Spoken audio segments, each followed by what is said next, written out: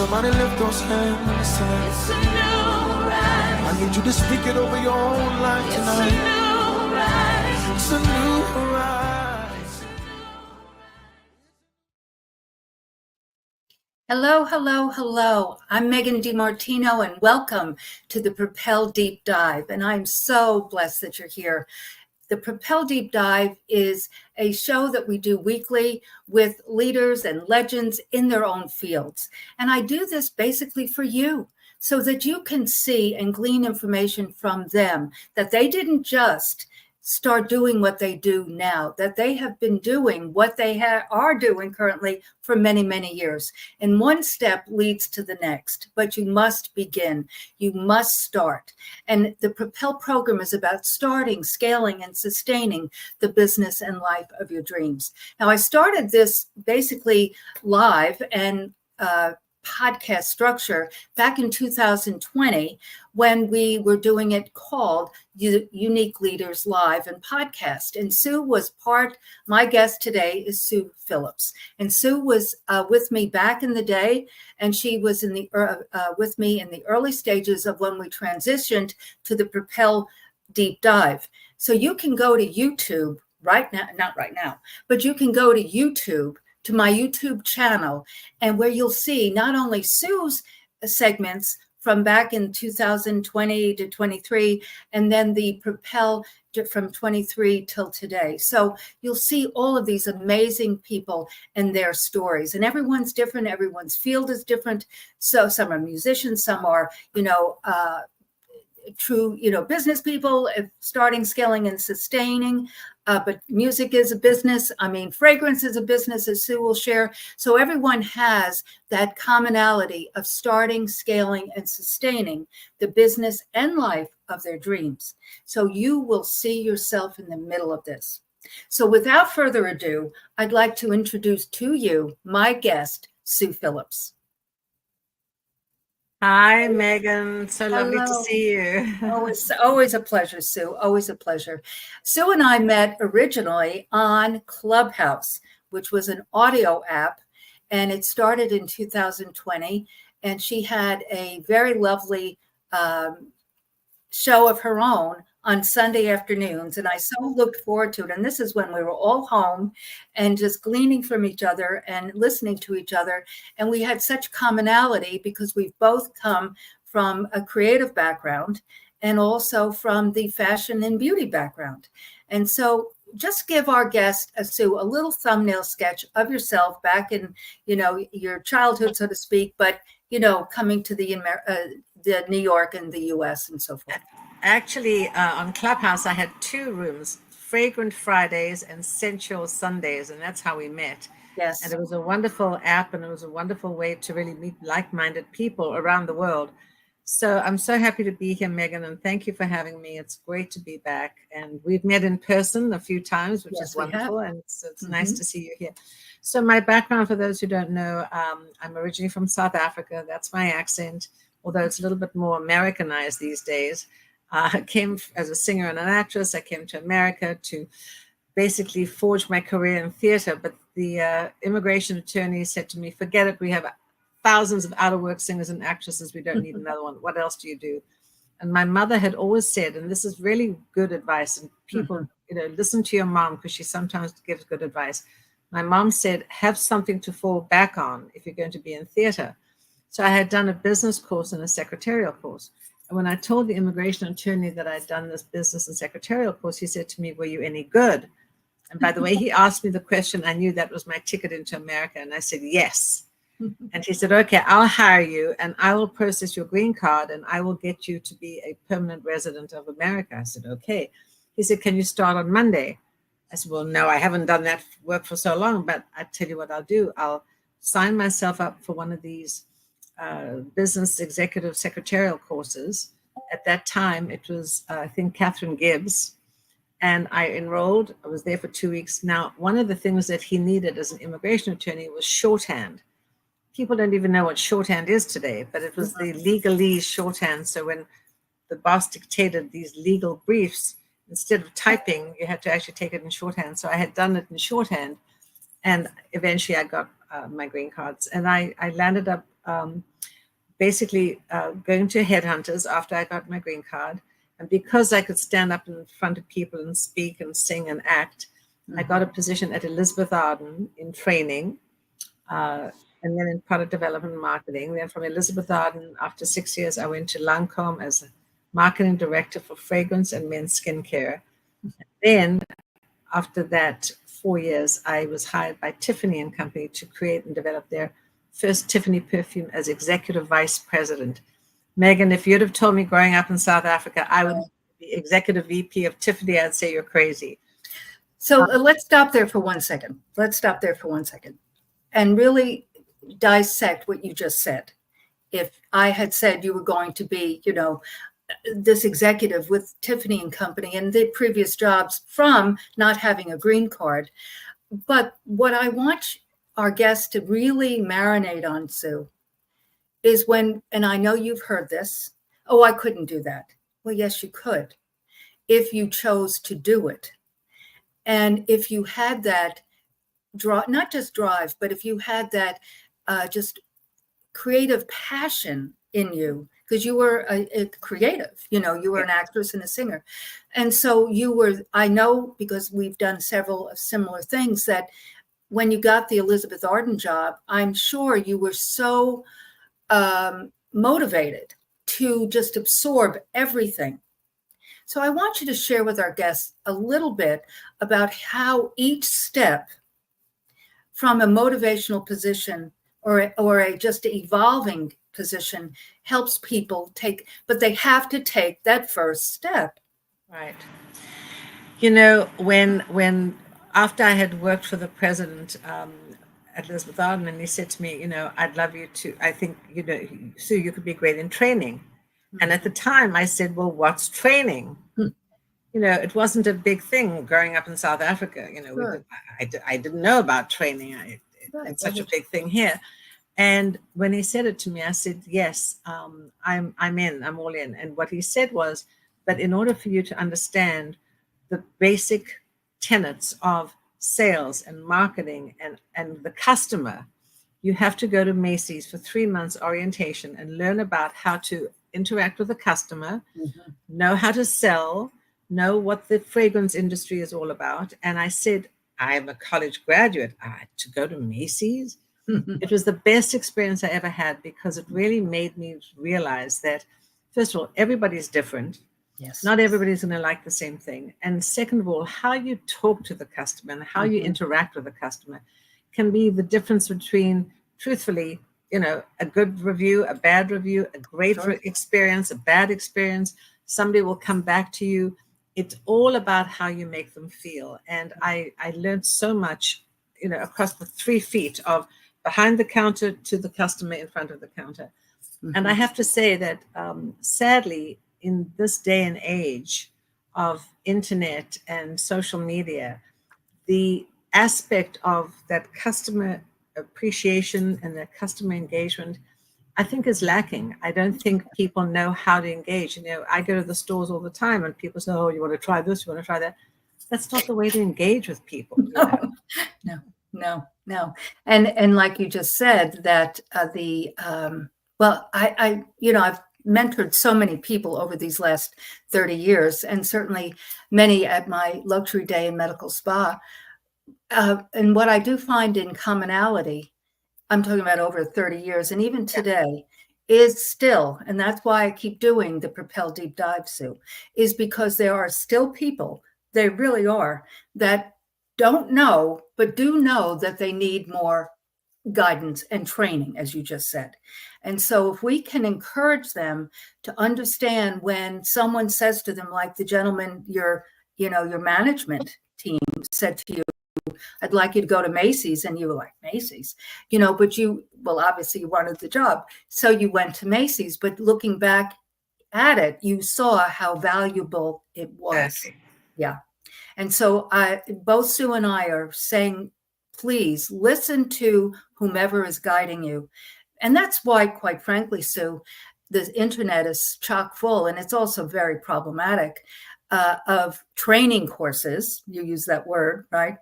And so that is another piece of, what you and I are doing today. So from Tiffany, share with our guests the next step, what you know, starting your own business and the like. Yes. So after I left Tiffany to have my daughter, I started, my own consulting company. Now, at that time, everything was either something enterprises or something organization or association. So I came up with the concept of Susan Phillips Enterprises, and I thought that was such a boring name. But I get very good, very good ideas early in the morning or very late at night, and kept on marinating in my brain, scent and enterprises scent. So I came up with Centerprises, and I wrote it down. Also, always have a pen and paper or a cell phone, something near your bed so you can write something down. Yes. And I founded my company called Centerprises. And I started consulting. And the first position I got was as the consultant and quote / general manager for Burberry's. A company wanted to license the Burberry name. I had actually done a fragrance when I was at Elizabeth Arden for Burberry. So I knew the heritage and the history of Burberry's, and I thought, wow, that was great. And so this company was called Royal Brands. They actually got the license for Burberry once the Elizabeth Arden license had expired. And they hired me as general manager, but basically as a consultant because I still had my company. And it was great because I landed up creating a fragrance for Burberry. It was the first one was Burberry for Women, which we call Society by Burberry. And then we came up with a men's fragrance, Burberry for Men, or Society by Burberry for Men. And that started my consulting endeavor. So I consulted for Burberry, for Avon, for Trish McAvoy, and everything was going beautifully. And so many, consulting assignments, which I love, because what I love is working with different companies and different clients. It's not just the same. It's really understanding the ethos of each brand. Something that is British has a very different association than an American company or a French company. And the same is true with different cultures in America. The North, the South, the East, the West, we're all different. We're all Americans, but we all have our own sort of cultural differences. And it's important as a marketer to understand that. And so it was wonderful to really get into the depth of the brand heritage and the brand origins of all those different companies and to create fragrances for them. And then another reinvention happened. In 2008, the economy crashed and all the consulting dried up. But by this stage, I'd learned so much about fragrance that I also had an affinity for the English culture of bespoke. And nobody really knew what bespoke meant in America. It was so new. Although it's a very old heritage from England, but nobody knew the term really bespoke in America. And the whole idea of being customization. And so I started the custom fragrance aspect. And people sort of looked at me quizzically and they laughed. They said, "What are you doing? Tupperware parties for perfume?" And they laughed. Because no one was doing that at that time. And so I started this idea of customization. I'd learned a lot about fragrance. I found a lab and I worked with a lab and I created 18 beautiful perfumes. And I started a sensory fragrance journey where people could come in, learn about fragrance, learn about the different ingredients, the different concentrations and the different construction of fragrance, top notes, middle notes, base notes, and so on. And create their own custom fragrance. Well, that started to go well. And I originally worked from my apartment at home and then opened up a boutique downtown in Tribeca called the Centarium and started to do some PR and marketing and so on. And companies and people like Jamie Foxx found me and Katie Holmes and Zendaya and Susan Sarandon. And I started to do corporate events and team building events, all with fragrance, for big companies like AOL, Google, Pinterest, Wells Fargo, Merrill Lynch, MetLife. And it was great. It was going beautifully. And then guess what? The pandemic came and I had to reinvent myself all over again. So that's when I wrote my book. So before we go to the book and the next structure, let's just stay with these points. You shared about 2008 when that the consulting piece started to shift. And then you pivoted again. You looked into, but you said several times, very key word, that, and it goes back to the Macy's point, that you had learned so much about fragrance. You know, yes, you were an executive with these companies and you did your job, you know, extraordinarily, but you were not in the creating, you weren't actually creating, you were, you know, working with. And Right. so then you got into the trenches, and when you know, you had to pivot, so to speak, but you knew so much about it. And that's the other piece that I want people to take away, is that, as I said in the intro, you didn't just end up being the vice president of Tiffany and Company. You just didn't, it didn't just It just didn't fall in my head. Right. Exactly. It just didn't. And so it was all of the years prior to that that led up to that. And then with your own businesses, with the consulting, and then the other customized business.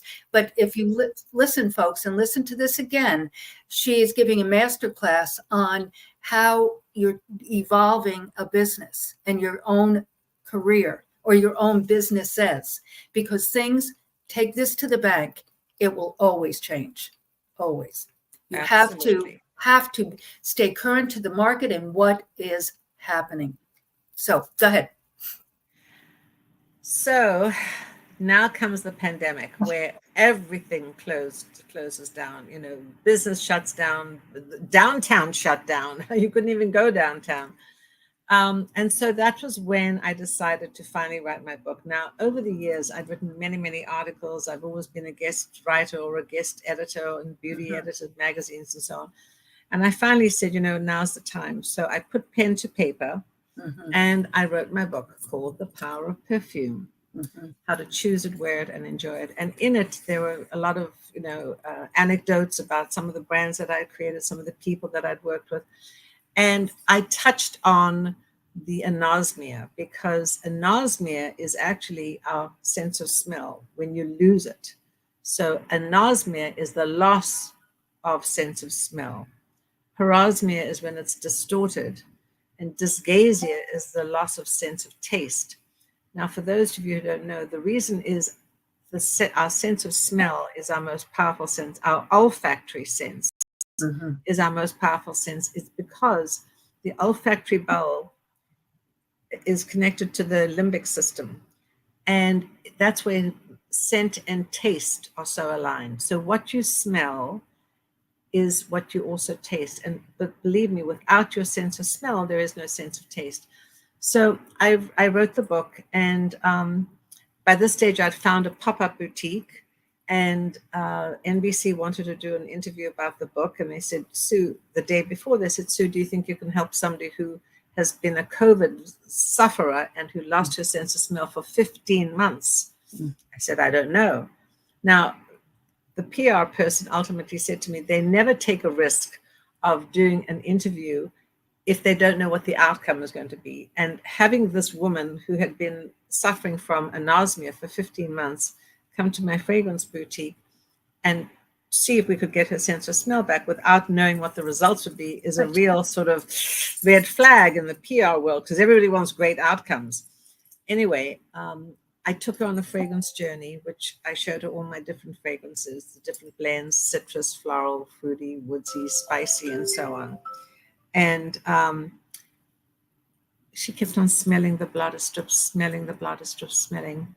Third, fourth, fifth, sixth, seventh, nothing. Finally, the 14th one, she suddenly stopped and she said, I smell something and it's beautiful. And she started to cry. It had been the first time in 15 months that she'd actually been able to smell something. It happened to be a beautiful vanilla. I have a beautiful vanilla, which is from Madagascar, which is one of the finest vanilla beans. But the fact is that I was able to engage with her brain from an olfactory standpoint.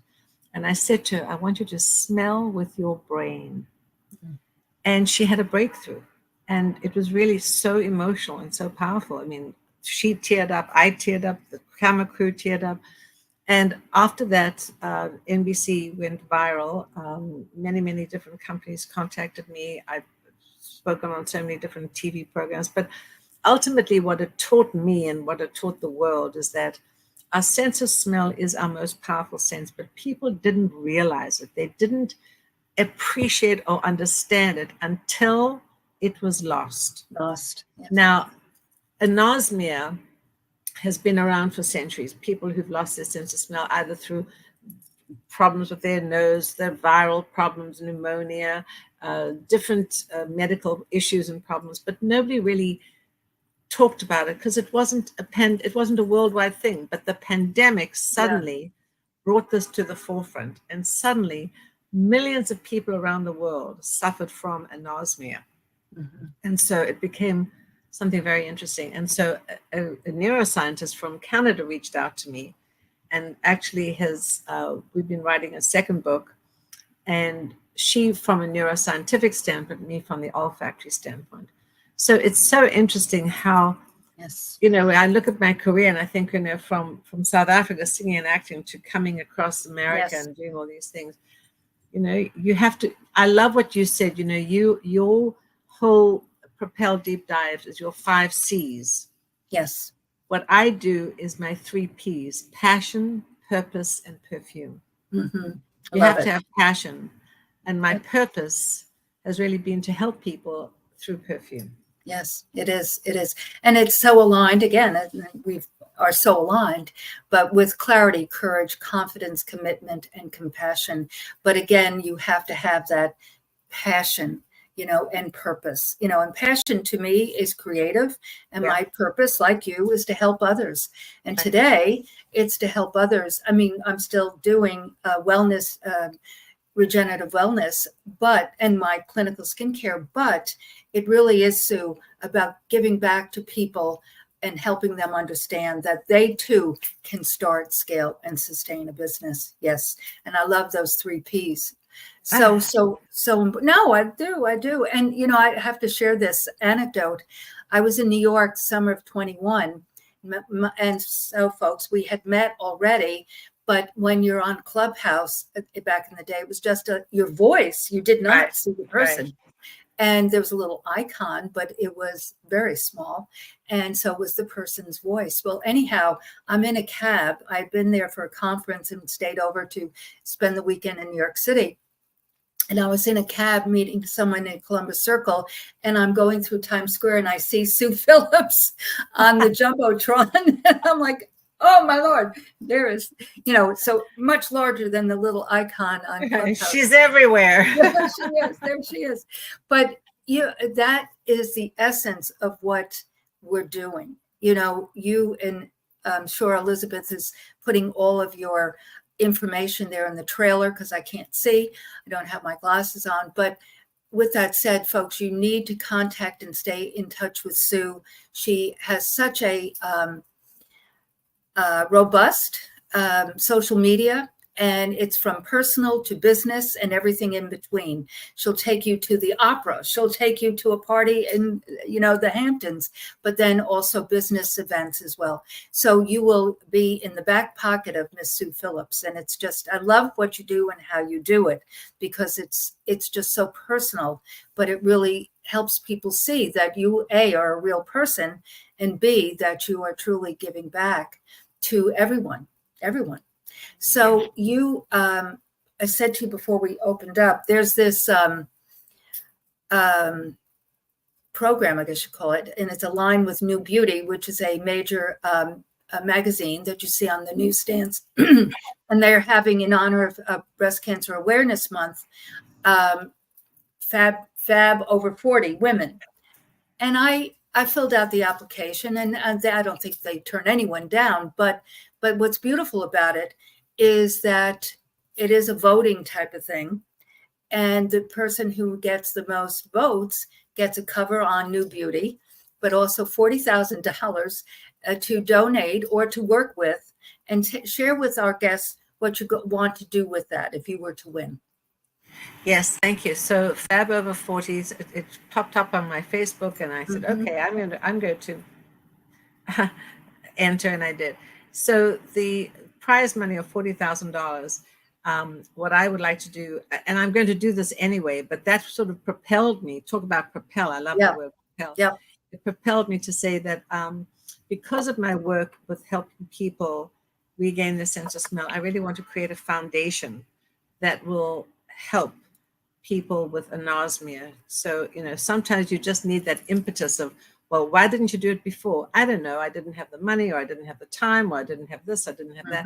But suddenly there's a reason to say, okay, this is my rationale for joining. I want, yes, it would be wonderful to win, but to really create something to put my money where my mouth is, to really try and help people on a bigger scale, to understand the magic and the power of fragrance and how important it is. Because, yes, New Beauty is a beauty magazine, but beauty is so many more things. It's outer beauty, it's inner beauty, it's makeup, it's fragrance, it's the final accessory, it's how you look, how you sound, how you comport yourself. Beauty is not just lipstick and makeup and mascara. Beauty is the whole total picture. And your sense of smell also gives you enjoyment. It gives you a sense of enjoyment and wellness. And from having spoken to so many people who've lost their sense of smell, when they can't go out and socialize, and they can't meet for lunch or breakfast or dinner, or they don't want to meet for lunch, breakfast, dinner, or cocktails because they can't smell and they can't taste, their lifestyle becomes diminished. So it becomes not a beautiful life. And so I just feel that it's an important attitude that I want to try and portray and help people understand that fragrance is not just going to the stores and being sprayed and saying, don't spray me. Fragrance is so much more than that. It's a sense of wellness and confidence and beauty and appreciation of all the things that God has given us, beautiful ingredients, food, colors, flavors. So let's enjoy that, and let's really show people how important our sense of smell is in a really beautiful, authentic way, and not so much a commercial way. A commercial way. I'd like you to spend a minute on that. Just yesterday, I had a conversation with someone in reference to fragrance-free cosmetics. And as an esthetician, which I am, and I have been for 35 years, artificial fragrance is one of the, in skincare products, is one of the most impactful negative sensitizer to the skin. So on some level with this, marketing thrust of clean beauty, which I'm not opposed to. That's not the point. My line has been clean forever, long before it was a marketing thing. Right. But because the products are fragrance free and paraben free and so forth. But point is, I said to this person, but the most important thing to understand, and I want you to embellish upon this, is that there's quality of active ingredients. So one fragrance is not the same. You mentioned the Madagascar vanilla. Share a little bit about that, meaning what sets fragrances apart, what they should look for in a fragrance. So, I've been in the fragrance industry for so long, literally 45 years. And I would say to you honestly, I've never had and heard and felt more negative complaints about fragrances than I have in the last 5 to 7 years. Really? And what are the complaints? The complaints are, oh my gosh, I get headaches, I get allergies. People who really literally, people who have allergies to fragrances and who are allergic and who get headaches. Now, I've been in the industry 45 years. I've never had headaches or allergies ever with fragrances, certainly not with mine.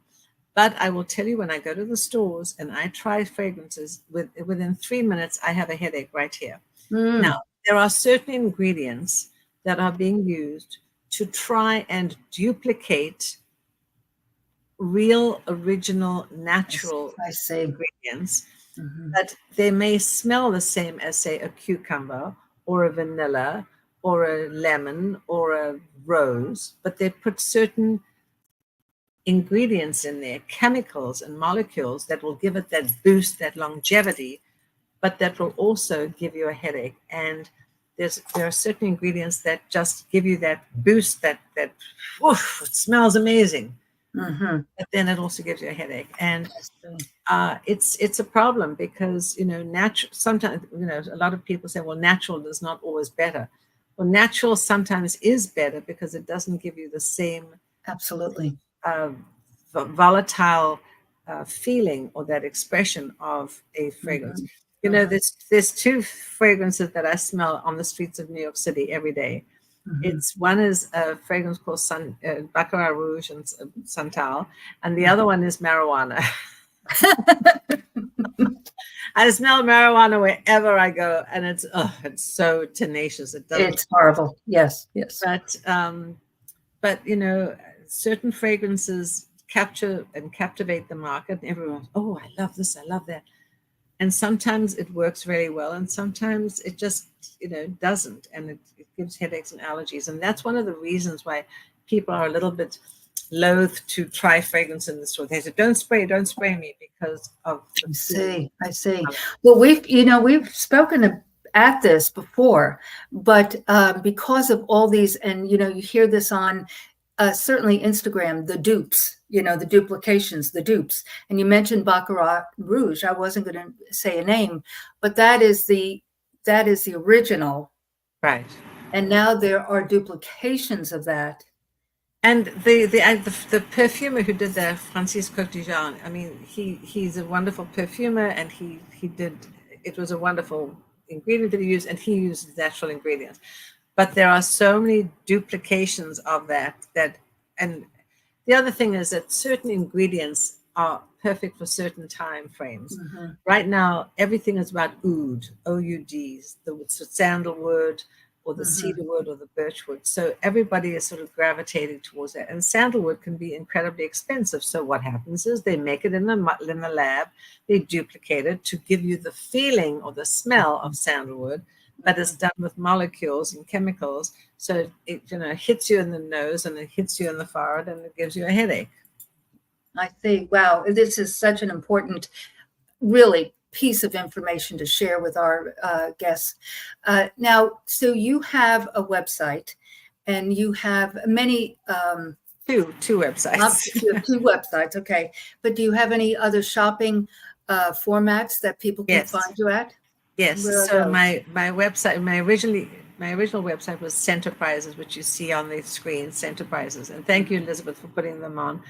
And then Sue Phillips, because people say to me, Sue, it's got to be Sue Phillips. So I have two websites. Mm-hmm. People can go on to SuePhillips.com, take my scent quiz, and determine what fragrance family is appropriate for them, whether they're like fresh, floral, woodsy, or spicy. I'm also on Scentbird under Sue Phillips Artisan Scents. And I'm gearing up right now for a very exciting initiative to take my brand global. I'm working on global fragrances, which I'm going to be hopefully launching in Aix-en-Provence in Milan in February. Oh, wow. And yes, take my brand global. So yes.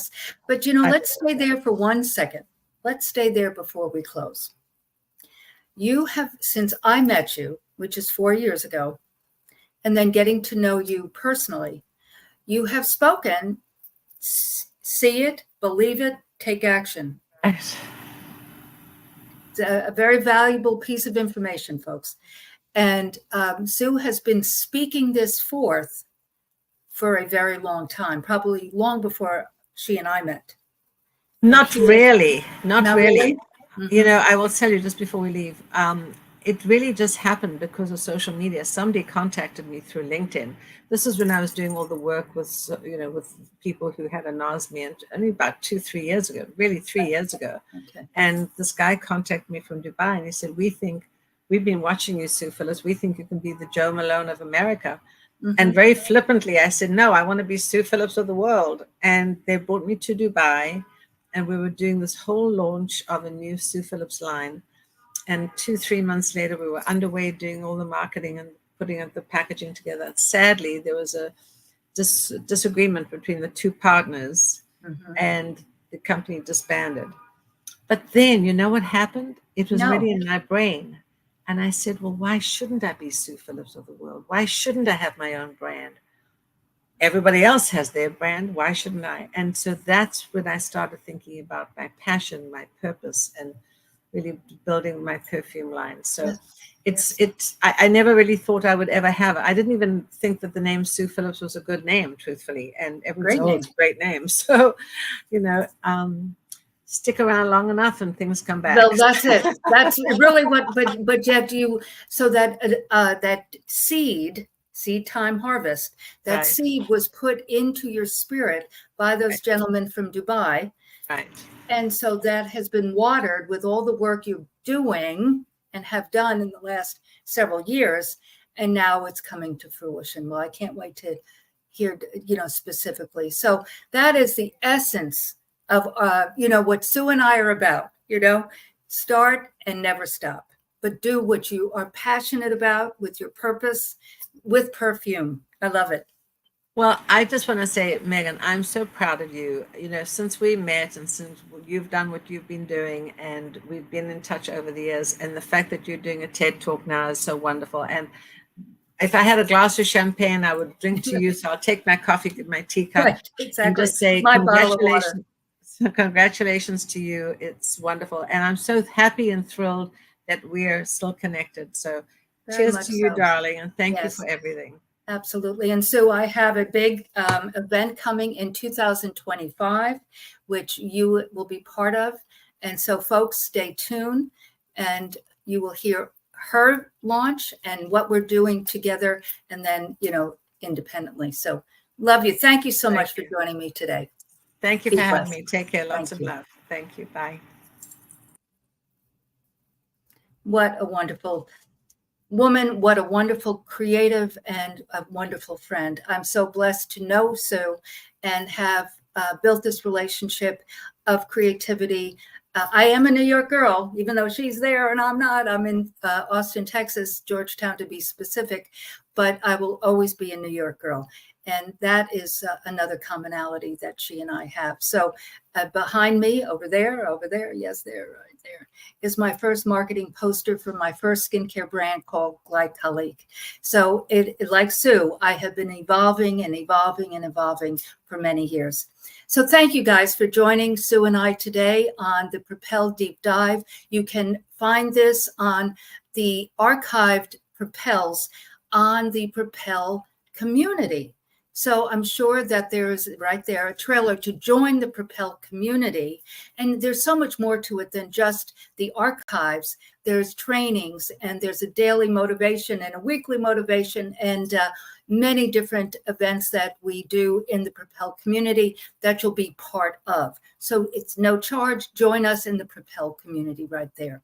So we are here every week on Wednesday evening for the Propel Deep Dive. And of course, then it is a podcast. So you can go to Spotify and all the podcast platforms and find the replay of this session with Sue Phillips that we just had tonight. So thank you again, guys, for joining Sue and I look forward to seeing you next week for another Propel Deep Dive. Be blessed. Hello, peace. Hello, joy.